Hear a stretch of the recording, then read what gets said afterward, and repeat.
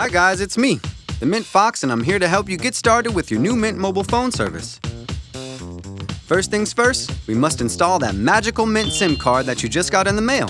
It's pretty simple, but if you're like this guy, well then listen up. First, get your phone manual out to find out what size SIM your phone requires. Standard, micro, or nano. And you can also find out where your SIM slot is located. Now, I recommend checking the table of contents in the manual so you don't have to read through the whole thing because it's boring. Hey, I don't know what that bleep was all about. I said foxing.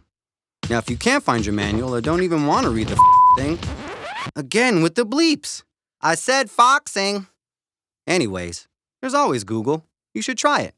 All right, let's start with the back of the phone. Now, while the phone is turned off, remove the back cover. Then find your SIM slot. This may require removing your battery. Now, very gently, like you're handling a little baby bird, insert your Mint SIM into the designated slot with the logo facing up. Now, once that's over, replace the back cover and turn your phone back on.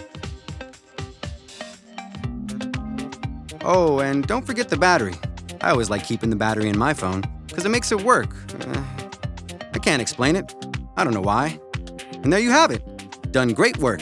Now, if your SIM is located on the side of your phone, use this handy SIM tool in the tiny hole located next to the slot to pop open the tray.